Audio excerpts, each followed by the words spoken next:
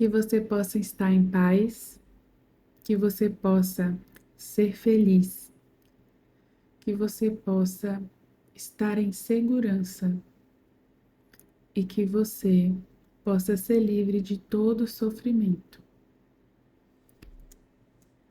Meu nome é Paula Rodrigues, eu sou psicóloga e criadora do blog Psicoterapia e Afins e hoje eu estou aqui para falar com vocês sobre o poder de desejar o bem a outras pessoas, como práticas que estimulam a bondade têm o poder de aumentar o nosso bem-estar, mesmo quando a gente não pode fazer nada a respeito do sofrimento dos outros, como é um momento muito sensível que a gente está vivendo diante dos últimos acontecimentos no Brasil e no mundo nos últimos dias.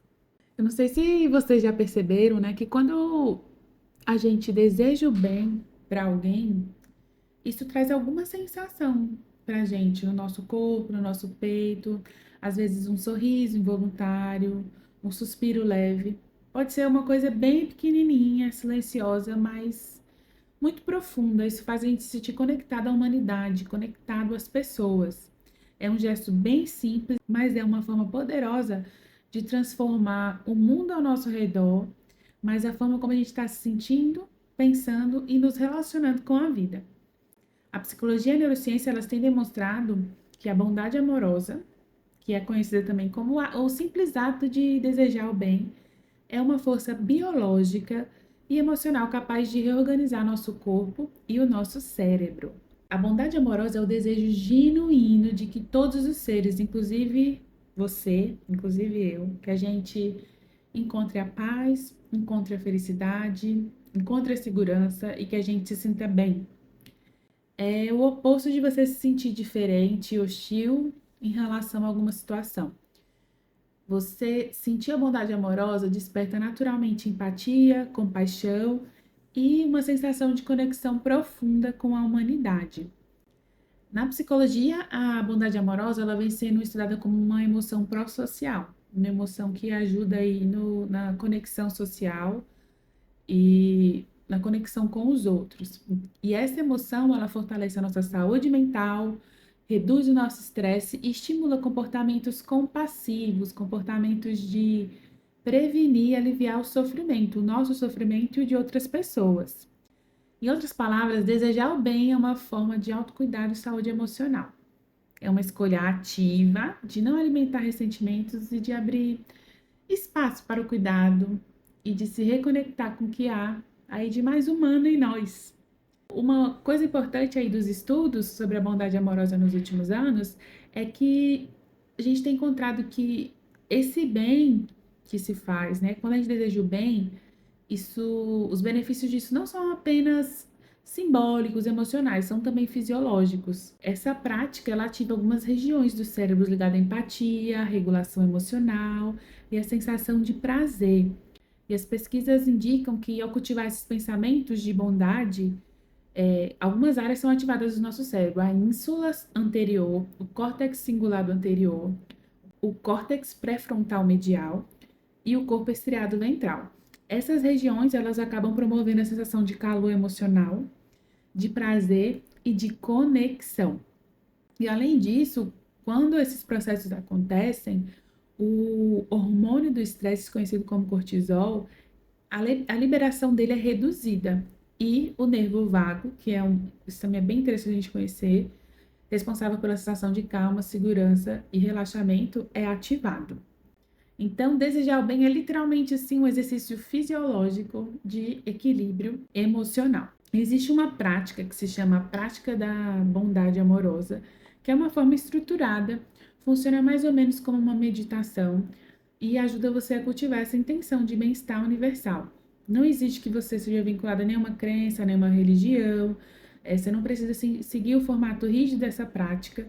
Pode ser feito em silêncio, com palavras, com áudio guiado. E aqui no nosso canal tem um áudio dessa prática que eu gravei há um tempo. Isso também tá no podcast, nas plataformas de podcast e no YouTube. Então você pode pôr em prática isso e ver como isso funciona para você. Eu tô fazendo esse vídeo aqui, gente, principalmente porque em momentos de sofrimento, em momentos de sentimento de impotência, em momentos onde a gente vê assim injustiças e calamidades, é muito comum que a gente fique assim consternado, que a gente sofra e que a gente se sinta assim nada diante das possibilidades de ação que a gente pode ter nesses cenários.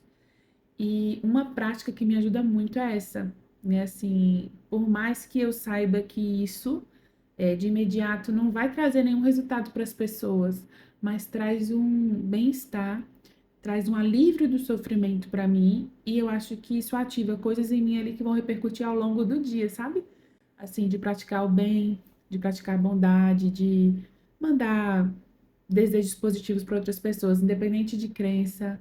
Isso estimula aí uma atmosfera de altruísmo e de compaixão, que começa no micro e que vai se espalhando. E eu acho que isso me ajuda muito a lidar assim com essas situações de sofrimento. E muita gente acha que fazer o bem depende de grandes gestos. Mas a neurociência está mostrando que a intenção é o que realmente está importando. Então, quando a gente deseja algo positivo para pessoas, pode ser pessoas que a gente conhece, pessoas que a gente não conhece, mesmo que seja em silêncio, que seja só assim na nossa cabeça, a gente está comunicando para o nosso corpo que esse ambiente é seguro, que nós estamos em segurança. Isso desativa o sistema de ameaça, e ativa o nosso modo de calma.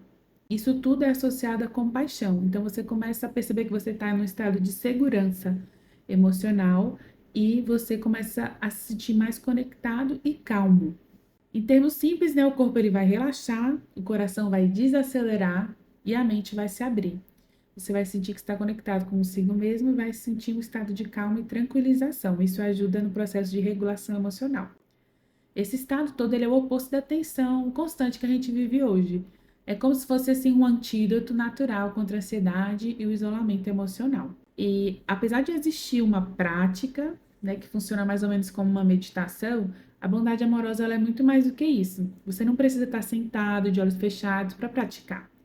A bondade amorosa ela pode estar presente em pequenos gestos, pensamentos e olhar ao atravessar a rua, por exemplo. Você pode pensar que todo mundo chegue bem aos seus destinos. Quando você está conversando com alguém que discorda de você, eu acho que desejar assim, né? Que essa pessoa encontre serenidade, mesmo que ela pense diferente de mim. Quando você vai dormir, né? Que eu possa descansar, acordar em paz, que fulano ou que as pessoas em geral.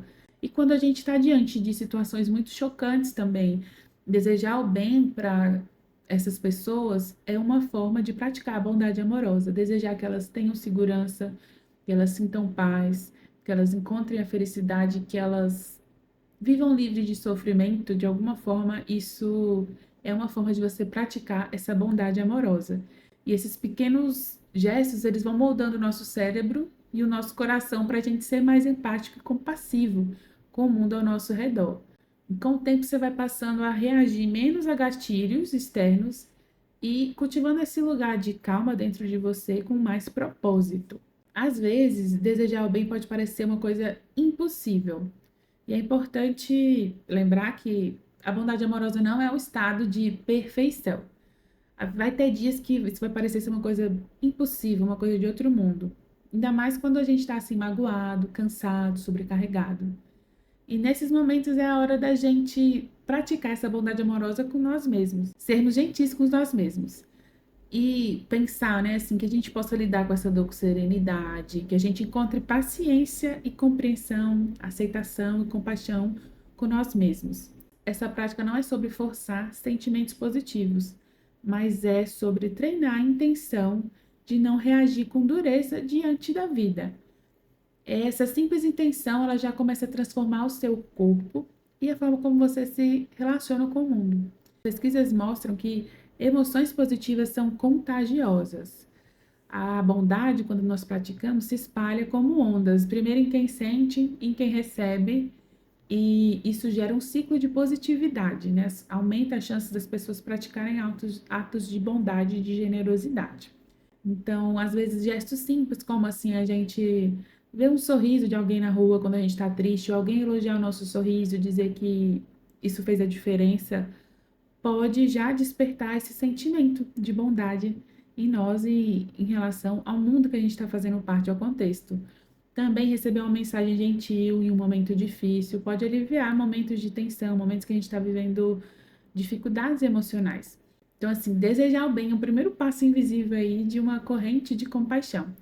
Cada vez que você faz isso, você participa ativamente de um ciclo de cura coletiva. Desejar o bem é uma prática silenciosa, mas profundamente transformadora. É um lembrete que a gentileza é também uma forma de inteligência emocional. Você acaba ensinando seu cérebro a escolher a calma em vez da reatividade e o cuidado em vez da diferença. Esse tipo de prática começa de dentro e pouco a pouco ele vai mudando ao redor. Essa era a mensagem que eu queria trazer para vocês hoje e que em dias difíceis vocês consigam sentir essa bondade amorosa. Em situações onde você também pode se sentir impotente, estar diante do sofrimento dos outros, que te move de alguma forma, que você pratique isso. Isso é uma forma de você se regular e também aumentar as chances, né, de que atos de bondade aconteçam à sua volta e que as pessoas elas consigam ser mais compassivas e solidárias umas com as outras. Se você gostou desse vídeo, nós temos textos sobre esse assunto no blog Psicoterapia Afins, nós temos um podcast onde será colocado esse episódio e nós temos uma newsletter que uma vez por semana você recebe uma dica de saúde mental. Então fique à vontade, visite o nosso site e o principal, pratique a bondade amorosa. Até a próxima!